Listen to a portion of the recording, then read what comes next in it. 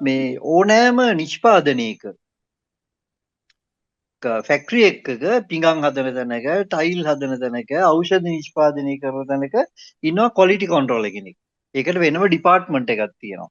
ඒතකොට ඒගොල්ලෝ හැමතිස්සෙම කරන්නේ ඒ පිඟන් හැදීගෙන එනකොට එක තැනක ඇදයක් print එකේ අඩුවක් චූටි වෙනසක් තිබුණේවා තිබුණොත් ඒවා අයින් කරනවා.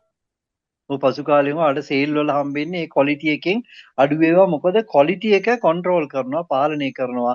ඒක ඒ විදිහට තිබුණොත් තමයි ක්වොලිටි එක මොකක්ද ගුණාත්මක භාවයේ රඳවා ගන්න පුළුවන්. හැබැයි නිර්මාණකරණයේදී ගොඩක් වෙලාවට අපේ නිර්මාණකරුවෝ ක්වොලිටිය එහෙම නැත්නම් තත්ත්වය ගැන පරීක්ෂාවක් කරන්නේ නැහැ. ලියන ඕනෑම දෙයක් පළ කරනවා.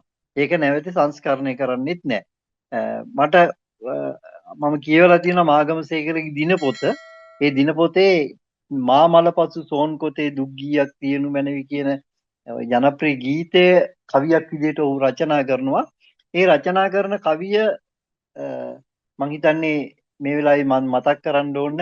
ඒක අපි සාකච්ඡා කරේ ගාල්ලේ බද්දේගම ඉන්නවා කීඹියේ රංජිත් අමරකීර්ති පලියපිටිය කියලා ඔහු සේකරගේ නොපල ගීත නමින් කෘතියක් පළ කරා. එහිදී තමයි අපි ඉස්සල්ලාම දකින්නේ සේකරේ සංස්කරණය කරපු ඒ ගීතය කවිය. මොකද ඔහු ඒවා පරිහරණය කරනකොට අපිටත් පරිහරණය කරන්න ලැබුණා. ඒක ලියපු දේ නෙවෙයි පද කීපයක් තමයි අවසානයේ මහමලපසු කියන එකට ඉතුරු වෙන්නේ.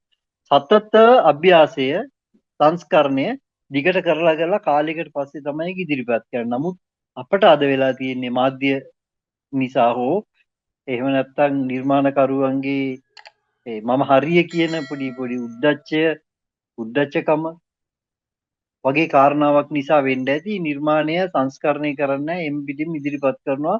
අපි පත්තරේ පිටුව හදද්දිත් අනවශ්‍යයි කියලා හිතුණු පේලියක් දෙකක් ඉවත් කරොත් එහෙම කවිය සංස්කරණය කරන්න කාර්යය අයිතියක් තියෙන්නේ කියලා කියනවා. ඒකින්ද සමහර ඒවා අනවශ්‍ය දිග්ගැසීම් තියෙනවා. ඒකින්ද ක්වොලිටි කියන එක ගැන සියලු දෙනා මේ කල්පනා කරන්න කියන එක නිරංජලා මම විශේෂයෙන් මේ අවස්ථාවේදී සඳහන් කරන්නට ඕනේ.